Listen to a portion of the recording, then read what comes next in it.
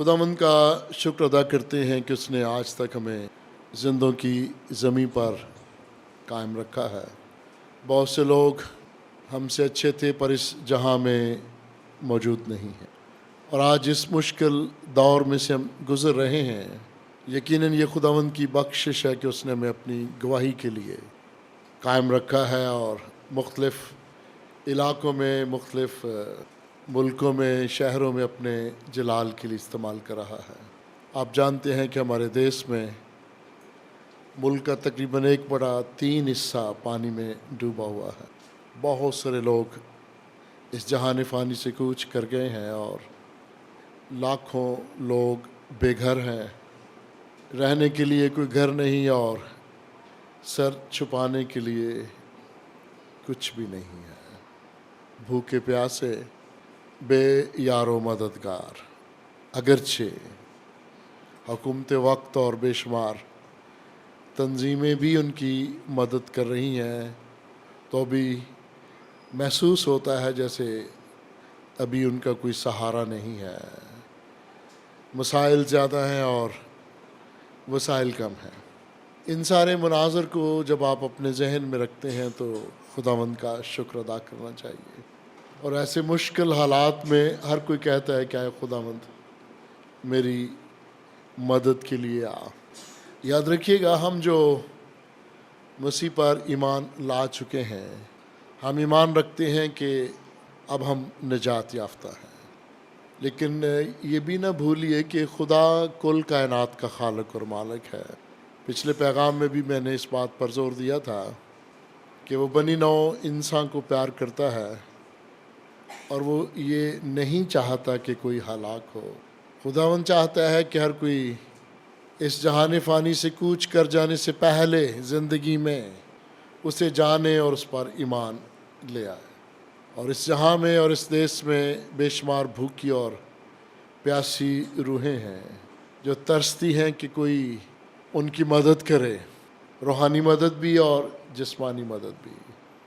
और अजीज़ों, मुझे और आपको खुदावंद ने इसलिए इस जहां में ज़िंदा और कायम रखा है कि हम उसके नाम की गवाही दें, और गवाही में मोहब्बत का पैगाम सबसे पहले है। और जब मोहब्बत का पैगाम सबसे पहले है तो बनी नौ इंसान की खिदमत, उसकी मदद हर लिहाज से, ये भी एक हुक्म है। जैसा कि तुम चाहते हो कि लोग तुम्हारे साथ करें, वैसे तुम भी एक दूसरे के साथ किया करो। जब हम मदद के तलबगार हैं हर वक्त, हर रोज़, तो हमें भी चाहिए कि हम मदद के लिए, दूसरों की खिदमत के लिए हमेशा तैयार रहें। हमारे मुख्तलिफ़ चर्चेस में, तंजीमों में ये ऐलान किया जा रहा है कि सैलाब ज़दगान की मदद करें, और मैं आज आपसे भी कहूँगा जितना हो सके ज़रूर ज़ाती तौर पर अपने ज़राए के मुताबिक या अपनी तंजीमों के वसीला ज़रूर उनकी खिदमत करें। और आज तो हमारा मज़मून भी मदद के लिए इल्तिजा है। कितना खूबसूरत मज़मून है। 119वां ज़बूर है और ये उसका आखिरी हिस्सा है, यानी 22वां हिस्सा है। अब आप यकीनन खुश होंगे कि दाऊद नबी, जो एक ताकतवर, बाख्तियार बादशाह था, खुदा का ममसू था, वो नबी था, उसको भी मदद की ज़रूरत है। पता चलता है कि इंसान जितना भी बड़ा क्यों ना हो जाए, जितना भी ताकतवर क्यों ना हो जाए, उसे किसी न किसी की, एक दूसरे की मदद की ज़रूरत होती है। और सबसे बढ़कर खुदावंद की मदद बड़ी ही अहम है। मुझे खुशी है कि इस देश में जब हुकूमत वक्त ने और बेशुमार लोगों ने अपील की, मदद की, तो दुनिया जहां की बहुत सारी हुकूमतें, कुव्वतें, ताकतें, लोग मदद के लिए आन पहुँचे हैं। यही इंसानियत है। इंसान पहले हैं और हमारे जो बनाए हुए मज़हब हैं वो बाद में हैं। दाऊद पुकारता है ताकतवर होने के बावजूद, ऐ खुदावंद तू मेरी मदद के लिए आ। किस किस्म की परेशानी उसे थी? کیا روٹی پانی کی تکلیف تھی ہارون صاحب؟ کیا جسمانی خوراک کی ضرورت تھی؟ نہیں۔ کیا کوئی اس کی حکومت کو گرانے والا تھا؟ نہیں۔ عزیزو، وہ ایک ایسے گناہ میں جکڑا جا چکا تھا، وہ اپنے آپ کو گلٹی، مجرم تصور کرتا تھا، اس کا ضمیر اسے ملامت کرتا تھا، اور وہ مدد کے لیے اسی خداوند کو پکار رہا ہے جو سچ مچ مدد کر سکتا ہے اور جو گنہگاروں کو ان کے سارے گناہوں سے دھو ڈالتا ہے۔ اور یہ ایک ایسی خوبصورت مثال ہے جو بنی نوع انسان کے لیے قابل تقلید ہے۔ ہم کریں اس کی نقل۔ اگر ہم گناہ میں گر گئے ہیں تو نکلنے کی کوشش کریں۔ گناہ میں پھنس گئے ہیں تو خداوند سے کہیں، مینوں تو رہائی دے، ویخ مصیبت میری، مینوں تو رہائی دے۔ یہ بھی داؤد نبی کے مزامیر میں سے ہی ایک خوبصورت آیت ہے۔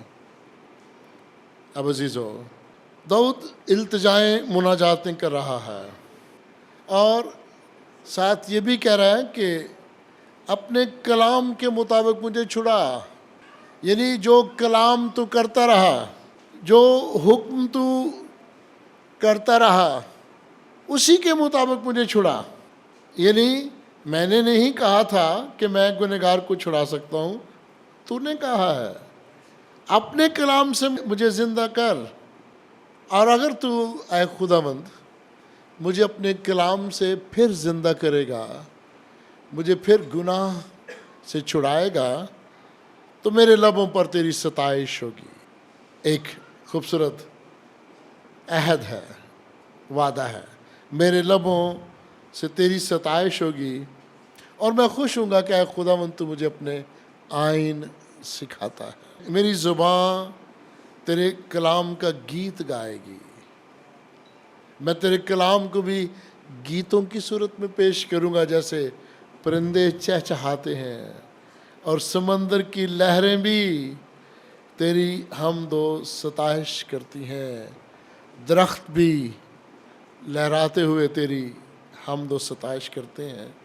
میں وعدہ کرتا ہوں کہ میں تیری ستائش کروں گا، لیکن اے خداوند تیرا ہاتھ ہمیشہ میری مدد کے لیے تیار رہے۔ عزیزو، میں اکثر یہ بات کرتا ہوں کہ وہ لوگ بڑے ہی بابرکت ہیں جن کی مشکل وقت میں خداوند مدد کے لیے آن پہنچتا ہے یا کسی وسیلہ کو کھڑا کر دیتا ہے، وہ بابرکت ہے۔ اگر گھر میں آٹا نہیں ہے تو خدا مدد کے لیے بندہ بھیج دیتا ہے، بیماری ہے تو مدد کے لیے کسی مسیحا کو بھیج دیتا ہے، وہ بابرکت لوگ ہیں۔ لیکن ان لوگوں پر مجھے کبھی کبھار ترس بھی آتا ہے جو بھوکے ہیں، جو ننگے ہیں، جو پیاسے ہیں، جو بیمار ہیں، جو بے یار و مددگار ہیں۔ وہ سیلاب زدگان ہی کیوں نہ ہو، کچھ بھی کیوں نہ ہو، جب وہ بے سہارا ہوں اور ان کی مدد کے لیے کوئی نہ پہنچے، تو میں کہتا ہوں اے خداوند، کیا یہ بابرکت لوگ نہیں ہیں؟ کچھ لوگ تو بہت سخت الفاظ بولتے ہیں نا، میں وہ نہیں بولنا چاہتا۔ بے شک خدا انسانوں کو ایسی مصیبتوں کے وسیلے سبق بھی سکھاتا ہے۔ بائبل مقدس میں پرانا عہد نامہ بھرا پڑا ہے۔ جب ایک قوم گناہ میں گر گئی تو خدا نے دوسری قوم کو اس پر چڑھائی کے لیے کہا، اور بنی اسرائیل کی تاریخ بھی ایسے اسباق سے بھری پڑی ہے۔ خداوند مختلف طریقوں سے بنی نوع انسان کی تربیت کرتا رہتا ہے، لیکن انسان ہوتے ہوئے میرا اور آپ کا یہ فرض ہے کہ ہم ایک دوسرے کی مدد کریں۔ اور کلام مقدس میں لکھا ہے، اے بھائیو، نیک کام کرنے میں ہمت نہ ہارو۔ اور میں داد دیتا ہوں ان عظیم مشنریوں کو جو 200 سال پہلے اس وطن عزیز میں آئے، جنہوں نے مشکل حالات میں اس خطہ میں اس قوم کی خدمت کی، مدد کی، تعلیمی میدان میں، میڈیکل کے شعبہ میں اور زندگی کے ہر سماجی شعبہ میں انہوں نے مدد کی۔ کوہڑ جیسا مرض انہی مشنریز کی بدولت ہی اس دیش سے ختم ہوا۔ اور کوہڑ یہ جسمانی طور پر بھی بہت برا ہے، اور اگر روحانی طور پر دیکھیں تو پھر بھی قابل علاج نظر نہیں آتا جب تک مسیح پر ایمان نہ لے آئیں۔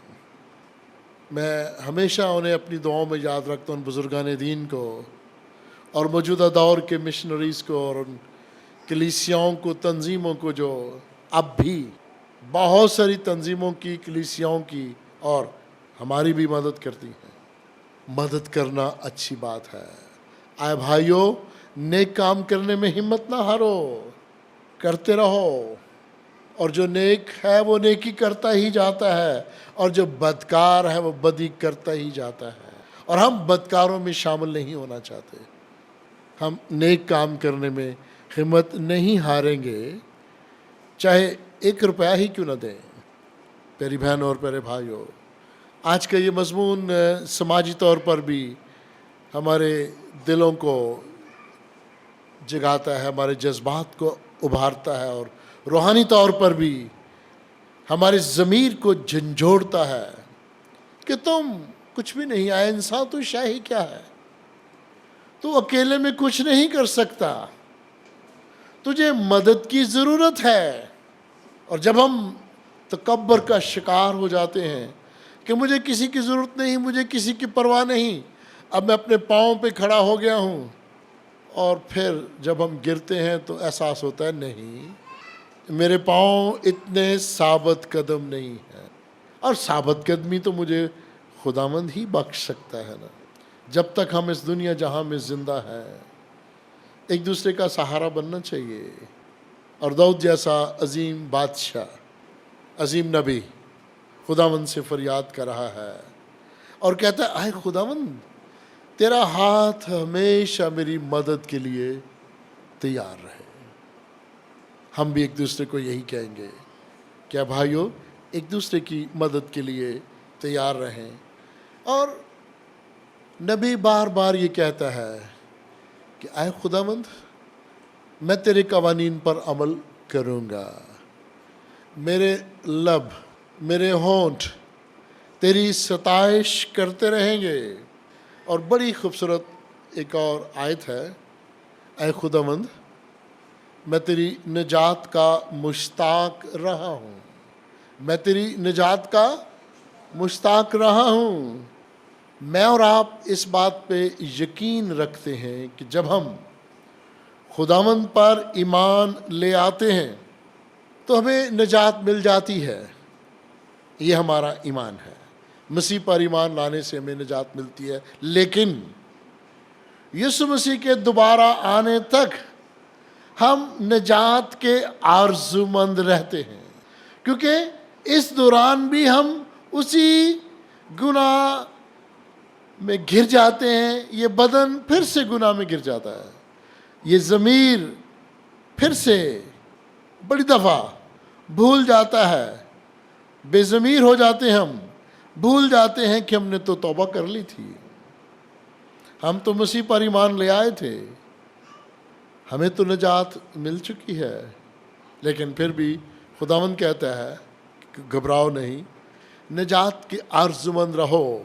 داؤد کہتا ہے، میں نجات کا مشتاق رہتا ہوں، آرزومند رہتا ہوں۔ میں گناہ میں گر بھی گیا تھا نا، میری اور آپ کی طرح میں گناہ میں گر گیا تھا، لیکن اے خداوند، میں تجھ پر ایمان رکھتا ہوں۔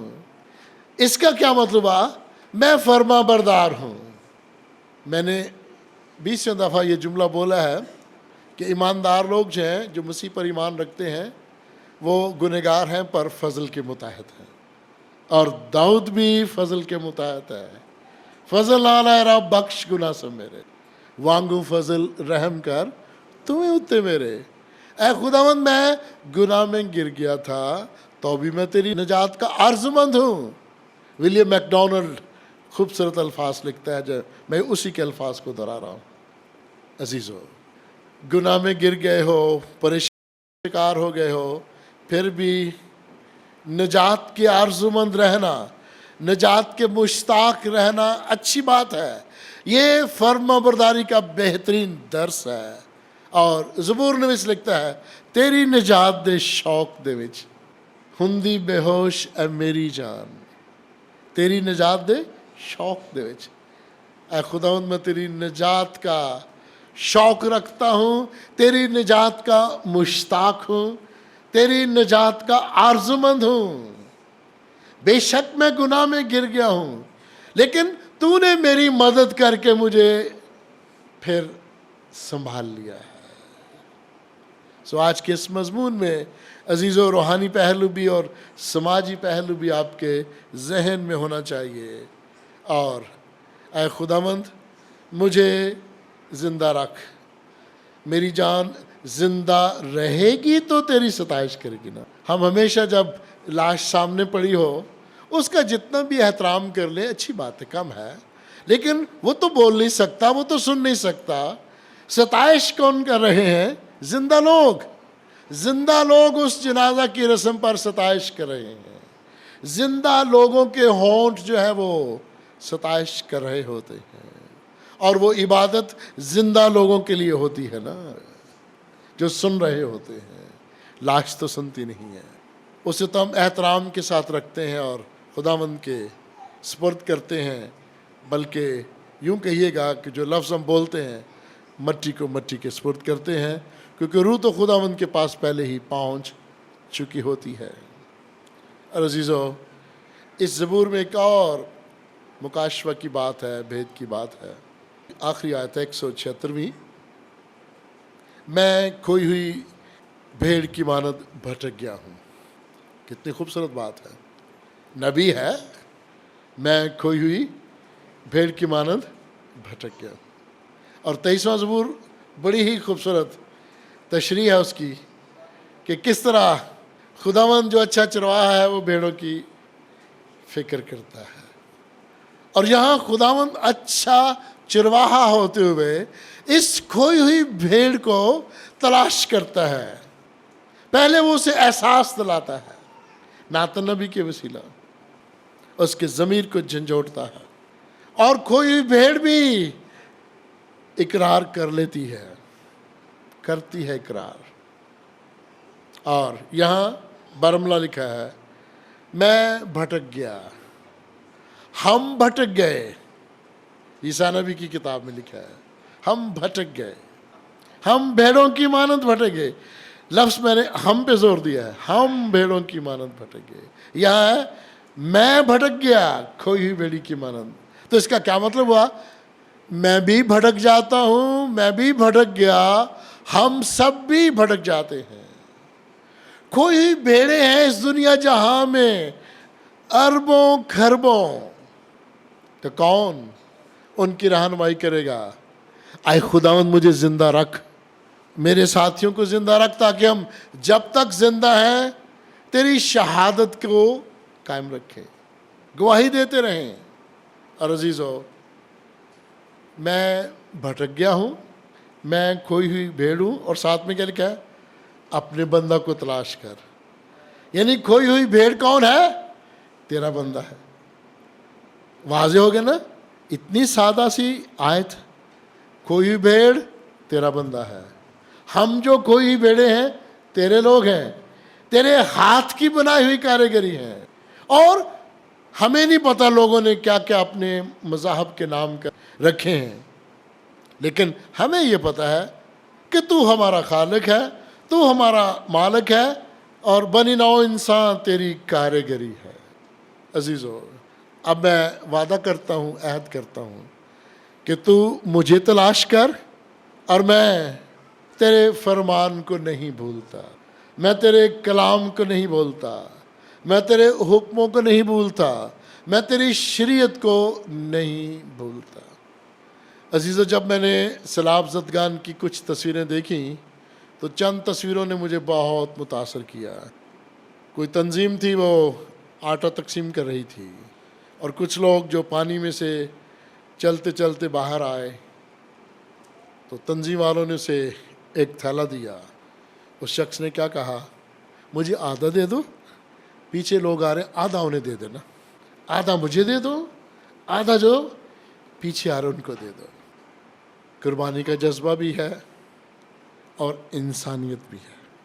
ایسے بھی نظارے ہم نے دیکھے ہیں، لوگ چھین لیتے ہیں 10 راشن کے تھیلے اپنے پاس رکھ لیتے ہیں، مشکل میں بھی یہ نہیں سوچتے کہ اس مشکل گھڑی میں اگر خدا نے کسی کو میری مدد کے لیے بھیجا ہے تو میں بھی کسی کی مدد کروں۔ اور ایک اور تصویر مجھے بڑی اچھی لگی ہے، بڑا ہی پیارا سا صاف سے رنگ کا بچہ ہے اور وہ گھاس کھا رہا ہے، چھوٹا سا بچہ ہے، میرا خیال ہے وہ 3 سال اس کی عمر ہوگی۔ عزیزو، آئیں روحانی طور پر بھی ایک دوسرے کی مدد کریں، سماجی طور پر بھی، دنیوی لحاظ سے بھی ایک دوسرے کی مدد کریں۔ خداوند نے مجھے اور آپ کو اس لیے دنیا میں بھیجا ہے کہ ہم اس کے نام کو عزت اور جلال دیں، خداوند کے نام کو۔ اور خدا محبت ہے، اور محبت سب کچھ سہ لیتی ہے، محبت سب کچھ برداشت کر لیتی ہے، محبت قربانی دیتی ہے، اور محبت کو زوال نہیں ہے۔ آئیں اپنے سروں کو جھکائیں، خداوند کا شکر ادا کریں۔